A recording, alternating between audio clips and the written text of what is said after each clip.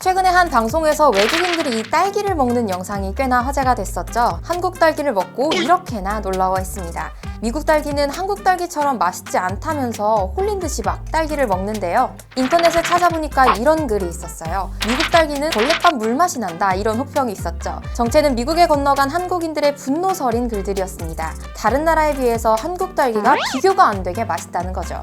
2021년엔 이 딸기가 수출액 6천만 달러를 돌파했습니다. 최고치를 경신한 건데요. 이렇게 수출되는 K과일의 선두주자인 이 딸기에는 비밀이 하나 있습니다. 2005년 전까지 딸기를 재배하기 위해서는 바로 일본에 돈을 내야 했다는 건데요. 오늘의 디스커버리 K딸기의 비밀을 알려드릴 저는 기자 윤예솔입니다. 지금 우리가 아는 이 딸기, 원래는 양딸기라고 불리는 칠레 야생딸기였다고 해요. 일본이 이 양딸기를 1920년에 미국과 유럽에서 수입하기 시작했습니다. 그리고는 수입한 딸기를 일본 토양에 맞게 품종을 개량시킨 거죠. 그러니까 다시 말해서 아시아의 땅에서 잘 자랄 수 있게 된 겁니다. 이 딸기의 종자가 한국에도 넘어오면서 한국에서도 딸기를 재배하기 시작했는데요. 문제는 가격이 너무 비싸졌다는 거죠. 그래서 1995년 정부가 칼을 빼들었습니다. 농촌진흥청을 중심으로 K딸기의 품종 개발에 뛰어든 겁니다. 하지만 재배 경험이 부족했겠죠. 그래서 병충해를 막지 못하고 번번이 실패했다고 하네요. 딸기는 그렇게 일본에서 넘어온 아키히메, 레드펄 등 일본 품종이 시장 점유율 98% 이상을 차지하게 됐습니다. 그러면서 종자 로열티를 지급하고 있었던 거죠. 열심히 농사를 지어서 계속 딸기를 생산해도 막대한 로열티를 지급하고 나면 수중에 남는 게 별로 없었던 겁니다. 우리나라는 고유의 딸기 종자를 개발하기 위해서 1995년부터 시도를 거듭합니다.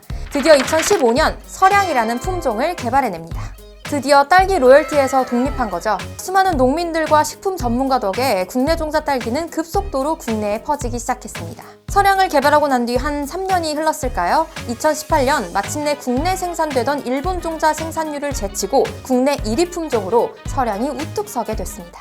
여기서 여러분, 서량에 대한 아주 재밌는 사건이 하나 생기는데요. 우리나라 서량을 일본에 각인시키게 된 건 2018년 평창 동계올림픽 때문입니다. 당시 컬링 정말 유행했었잖아요. 그때 대한민국 여자 컬링 대표팀과 준결승에서 일본이 맞붙게 됐었습니다. 그런데 이 일본 대표팀 선수들이 한국 딸기를 맛있게 먹는 모습이 중계가 된 거예요. 이 중 후지사와 사츠키 선수는 일본 기자회견에서 이렇게 말했습니다. 한국 딸기가 진짜 놀라울 정도로 너무 맛있다, 이렇게 말했고요. 일본 사이토 농림수산성은 선수들이 한국 딸기가 아닌 일본 딸기를 먹었으면 좋았을 것이라면서 비판을 했어요. 그래서 사츠키 선수는 기자회견에서 일본산 딸기 9개 품종을 시식해야만 했습니다. 기자회견 후에 사이토 농림수산성은 한국 딸기는 과거 일본에서 개발한 품종을 가져다가 교배한 것이 대부분이다. 품종이 유출된 시기는 확실히 알 수 없지만 이건 다 일본 품종 보호 체계가 충분히 갖춰지지 않은 10년 전이라 이거 품종을 유출했을 경우에는 재배와 판매 금지를 요구할 거다. 한국 딸기 수출을 막게 됐을 때 일본이 취할 이익까지 발표를 하게 된 겁니다. 하지만 국내 기술로 국내에서 만든 딸기이기 때문에 품종보호권의 영향을 받지는 않았습니다.